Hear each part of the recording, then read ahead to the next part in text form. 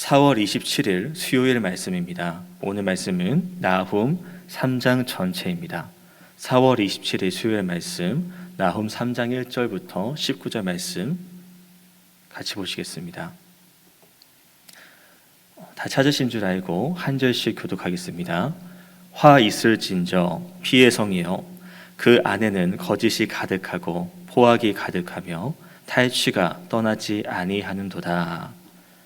휙휙하는 채찍 소리, 윙윙하는 병거 바퀴 소리, 달리는 병거, 충돌하는 기병, 번쩍이는 칼, 번개 같은 창, 죽임 당한 자의 때, 주검의 큰 무더기, 무수한 시체여, 사람이 그 시체에 걸려 넘어지니 이는 마술에 능한 미모의 음녀가 많은 음행을 함이라.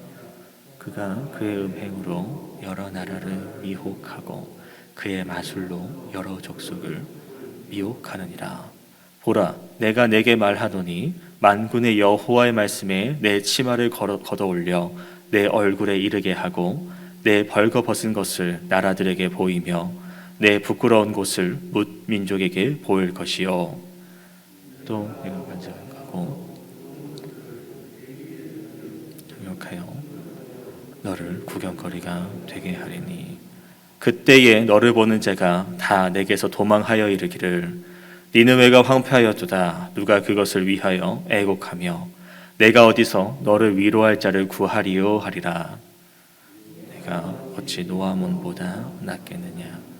그는 강들 사이에 있었으므로 물이 둘렀으니 바다가 성로가 되었고 바다가 방어벽이 되었으며 구스와 애굽은 그의 힘이 강하여 끝이 없었고 붓과 루빔이 그를 돕는 자가 되었으나 그가 포로가 되어 사로잡혀 갔고 그의 어린아이들은 길 모퉁이에 메어침을 당하여 부서졌으며 존귀한 자들은 제비 뽑혀 나뉘었고 그의 모든 권세자들은 사슬에 결박되었나니 너도 술에 취하여 숨으리라. 너도 원수들 때문에 피난처를 찾으리라.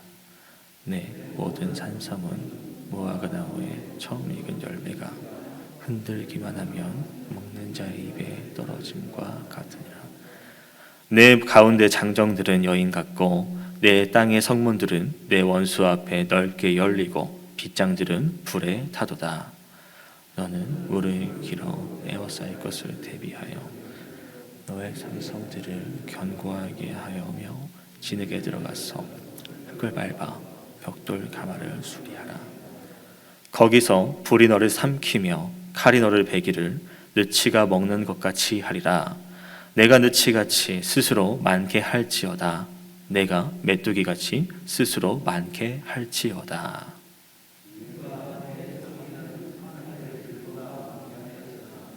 느치가 날개를 펴서 날아감과 같고 내 방백은 메뚜기 같고 너의 장수들은 큰 메뚜기 떼가 추운 날에는 울타리에 길들였다가 해가 뜨면 날아감과 같으니 그 있는 곳을 알 수 없도다.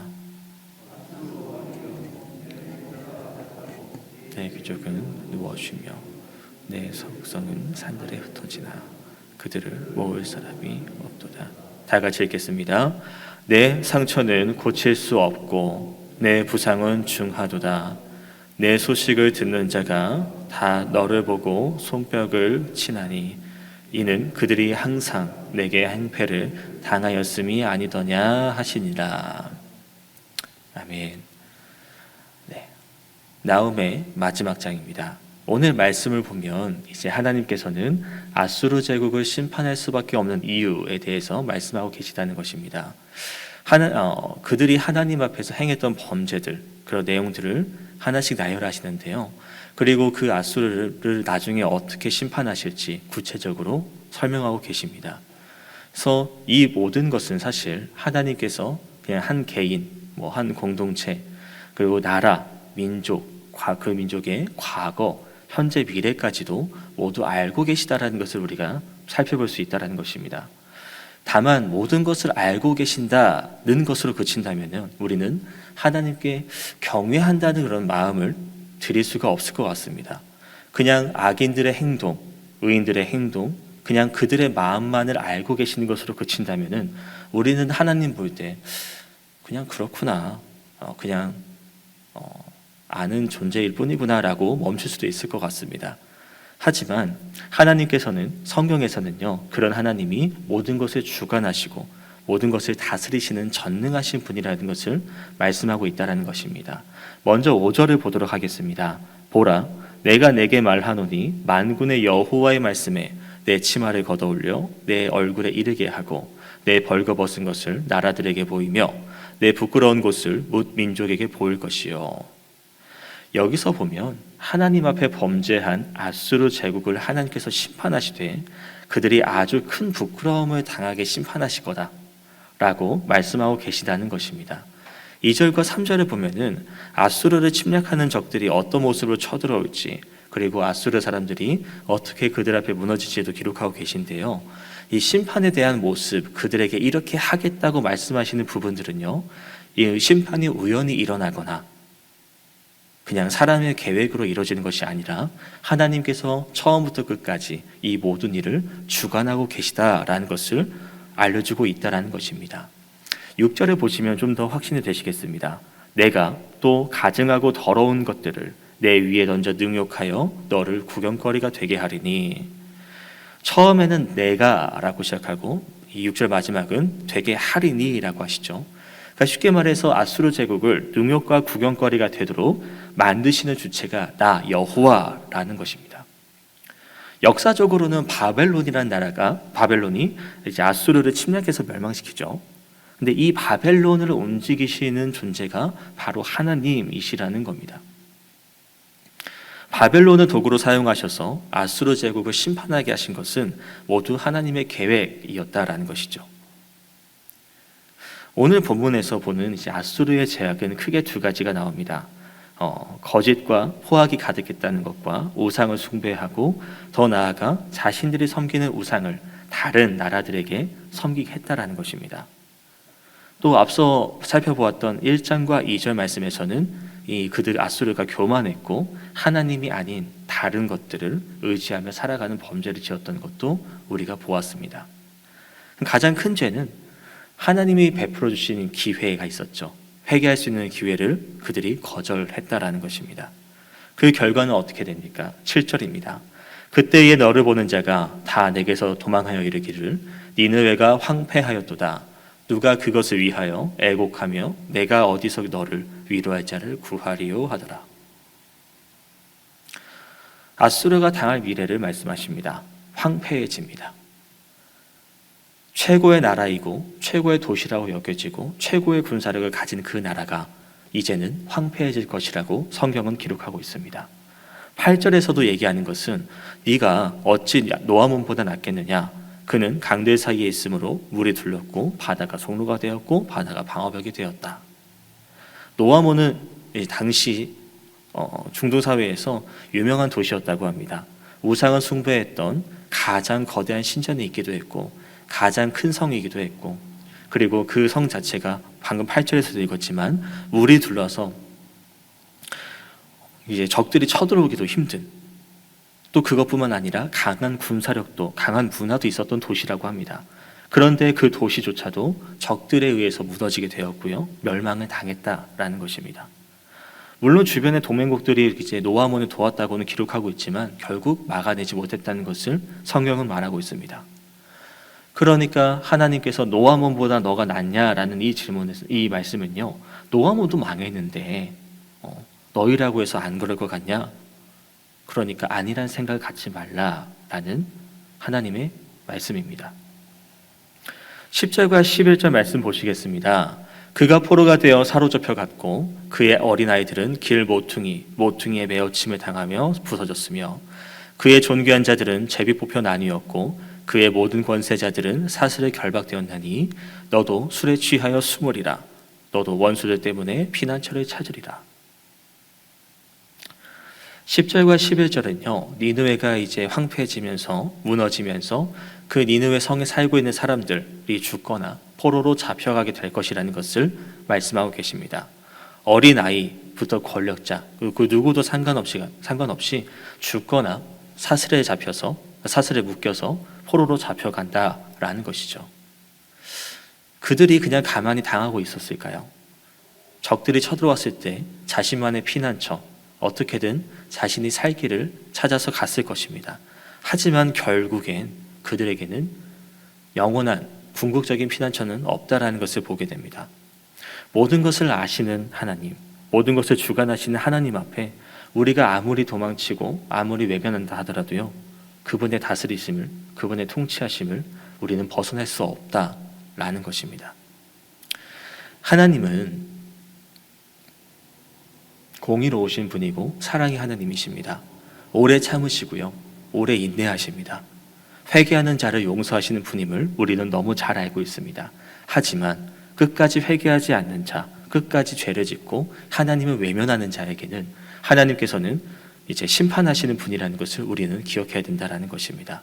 13절 보겠습니다. 내 가운데 장정들은 여인 같고 내 땅의 성문들은 내 원수 앞에 넓게 열리고 빗장들은 불에 타도다.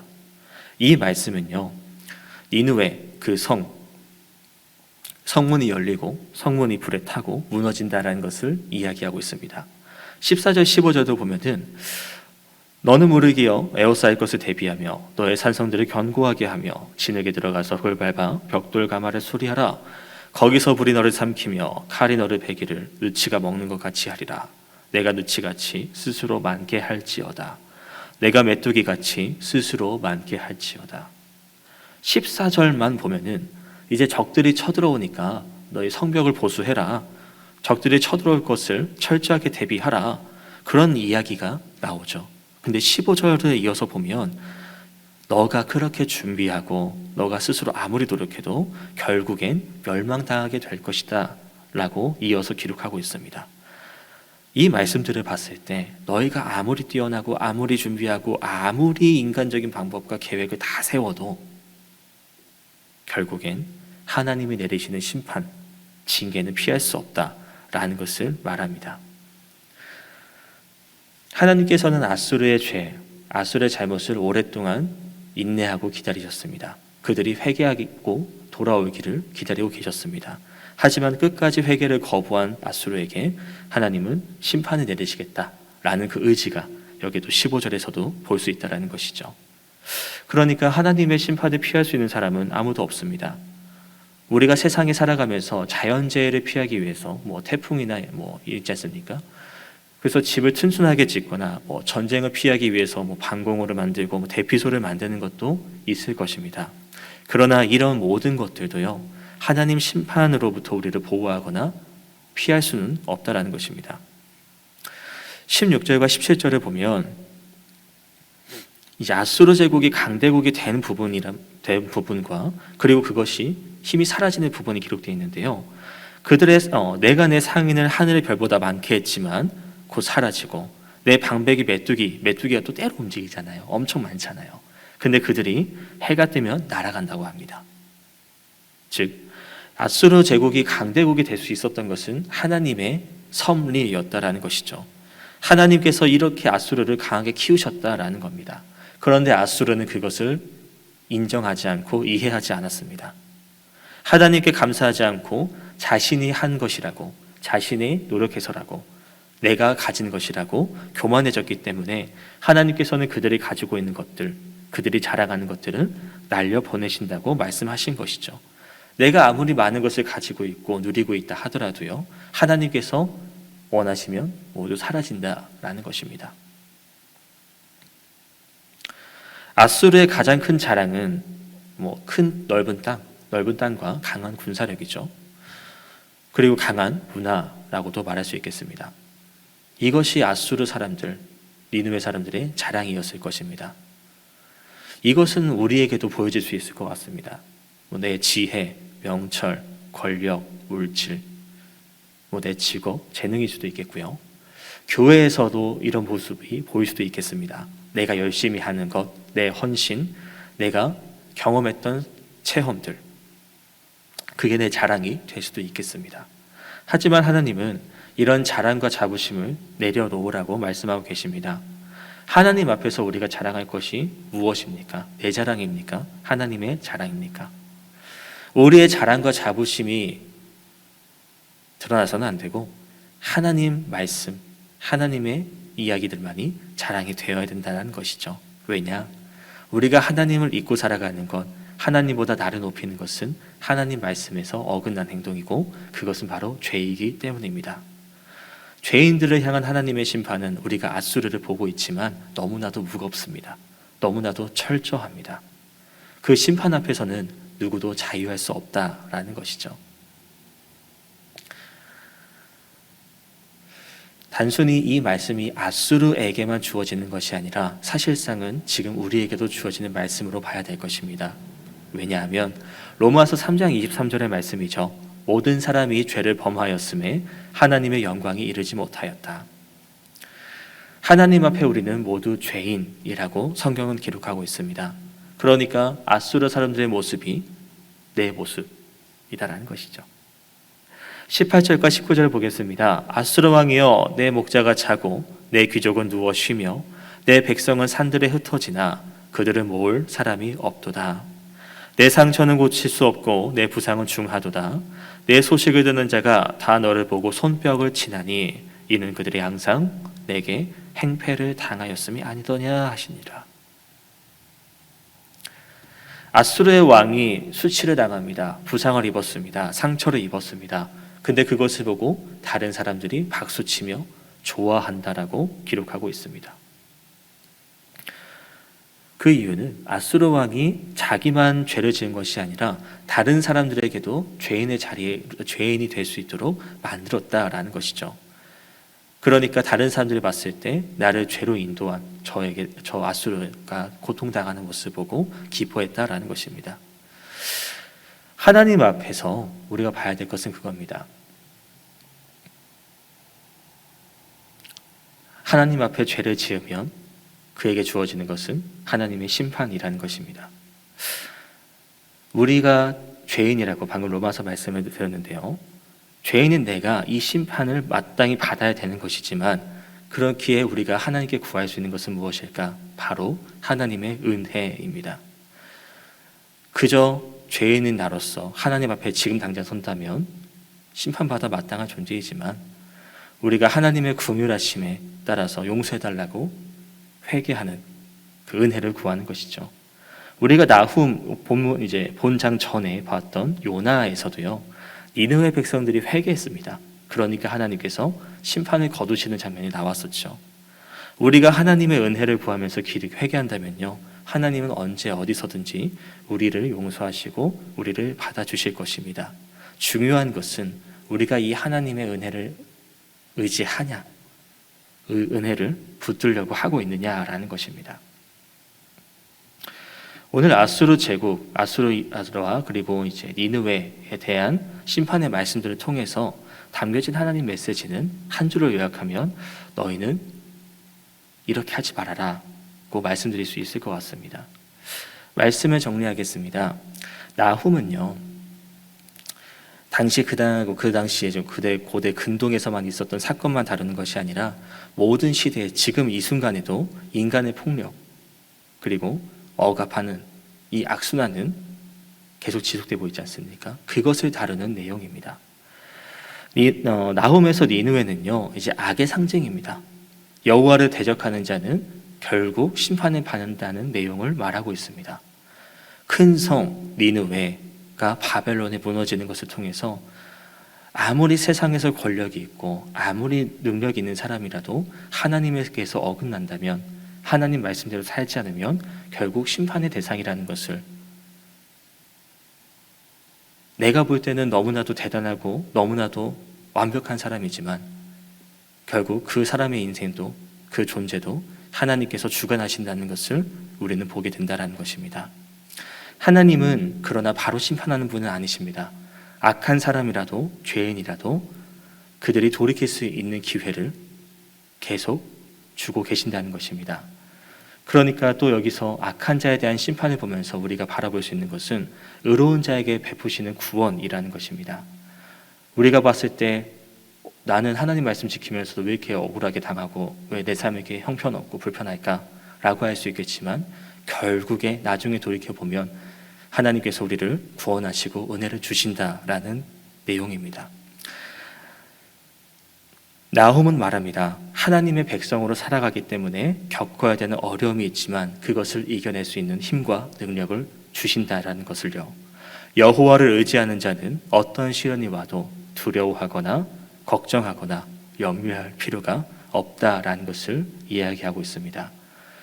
나훔 1장 7절에 기록된 말씀입니다. 여호와는 선하시며 환난 날에 피난처이시다. 이 말씀을 되새겨 보시면서 오늘 우리에게 길을 인도하실 하나님 말씀을 깊이 묵상하는 시간을 갖도록 하겠습니다. 각자 묵상하시겠습니다.